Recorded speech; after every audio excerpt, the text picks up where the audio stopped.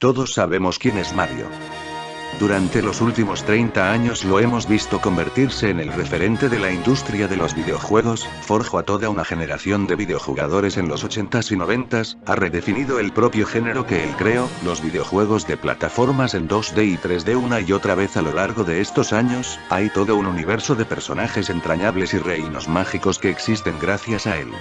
Prácticamente no hay nadie que no conozca todo lo anterior, pero en este vídeo descubriremos de dónde provino la inspiración que lo ayudó a convertirse en el icono que es ahora, ya que hay muchas creaciones artísticas que están detrás de lo que hoy son elementos clásicos en los juegos de Super Mario Bros.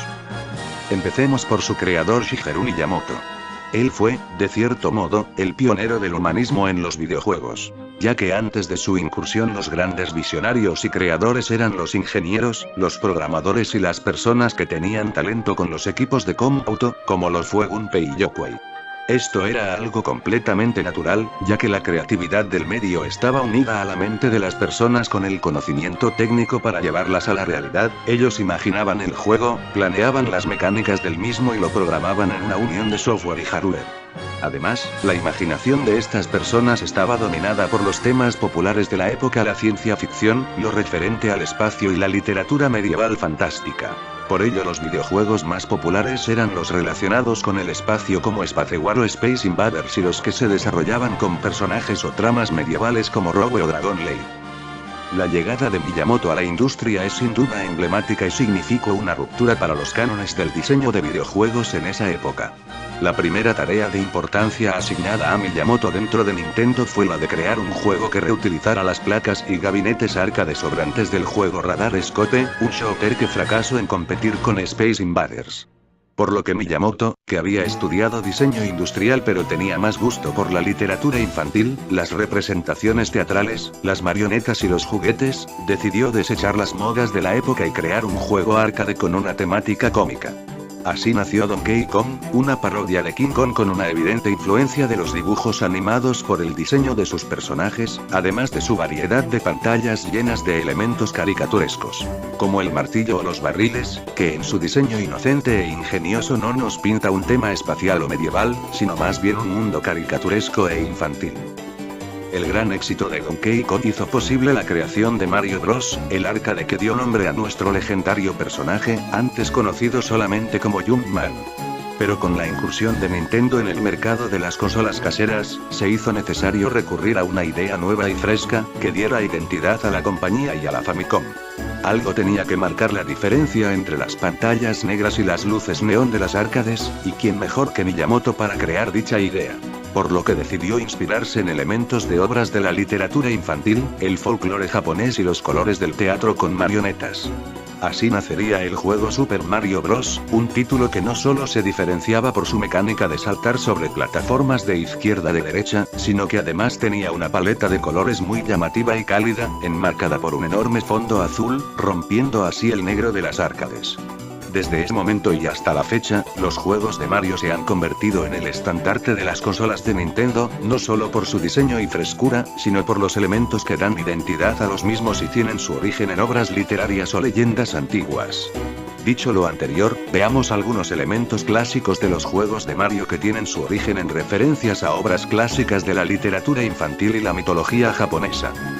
En una entrevista del año 2005, Miyamoto habló sobre la gran influencia que significó la obra literaria de Lewis Carroll Alicia en el País de las Maravillas en la creación de uno de los elementos más importantes para Super Mario Bros., el concepto de volverse más grande al comer un hongo mágico.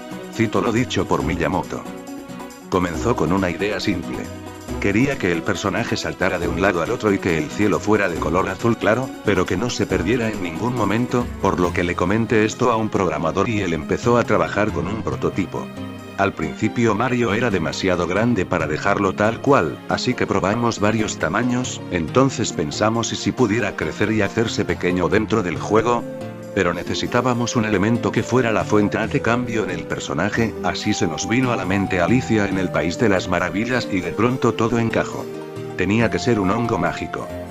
La referencia se encuentra en el capítulo 5 del libro de Alicia llamado Consejos de una oruga.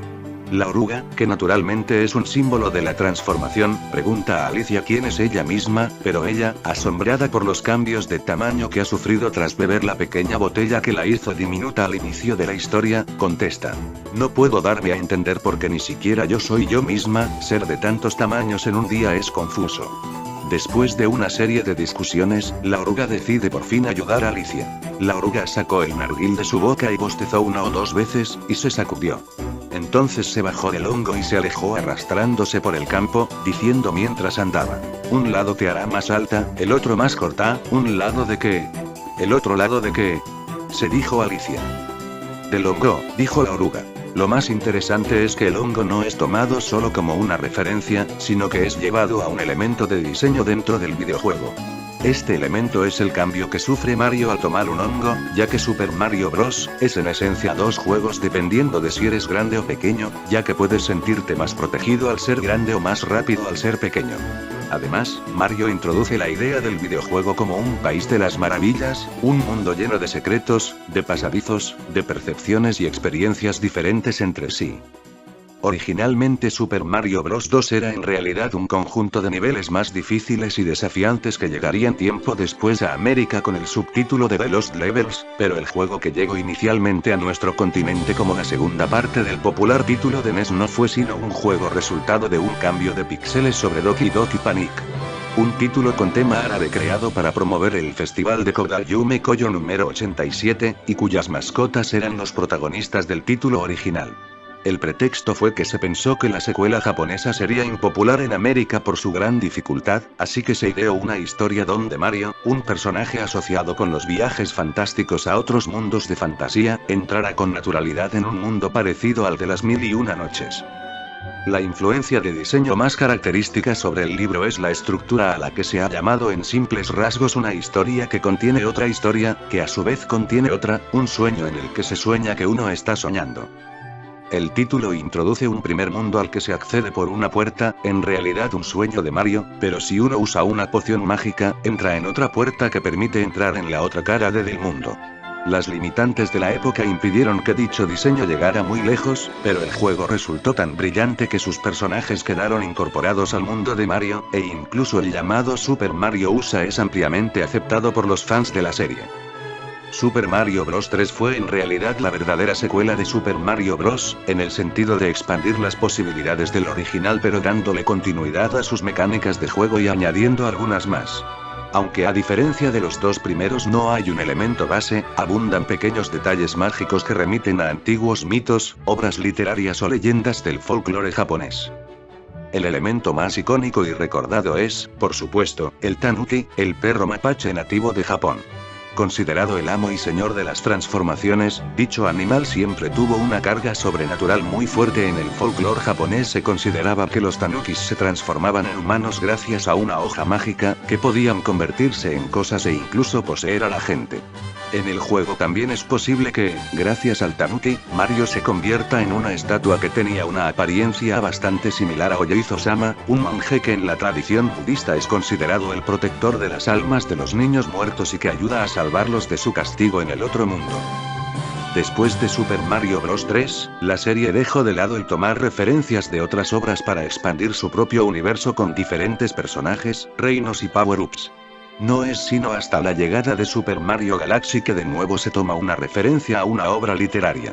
El equipo desarrollador volvió a acudir al proceso de composición entre literatura y diseño que caracteriza la saga. En este caso, la principal fuente de inspiración fue indudablemente la obra del poeta Antoine de Saint-Exupéry, cuyas experiencias en la edad heroica de la aviación inspiraron la historia del joven príncipe que viaja por el espacio motivado por su infatigable e inocente amor por una rosa única que crece en un frío rincón del universo. El Principito es la inspiración de la historia de Rosalina, la pequeña niña que al buscar a la madre de una pequeña estrella caída a la tierra encuentra que, por así decirlo, el tiempo que has perdido por tu rosa es lo que la hace tan importante. De hecho, la rosa del Principito es el origen del nombre de nuestra princesa galáctica. El diseño de asteroides y el mecanismo gravitatorio del juego sigue, de manera muy cercana, las ilustraciones y el sentido espacial del libro de Saint-Exupéry, que se inspira en relatos sobre la sensación de lo cósmico y la belleza eterna del espacio exterior. Sin duda alguna los juegos de Mario son productos mágicos y llenos de fantasía, no solo por sus carismáticos personajes y lo colorido de su mundo, sino por todo el significado que podemos encontrar detrás de esos elementos que parecen intrascendentes y comunes. Para terminar, me gustaría que vieran la historia de Rosalina en Super Mario Galaxy, un tema que aunque corto, puede transmitirnos ese sentimiento de cariño y de pureza. Esa ternura con lo que leemos un cuento a un niño pequeño, contándole las aventuras de un plomero en el reino champiñón o la historia de una pequeña princesa que busca cuidar a los trozos estelares que tanto ama.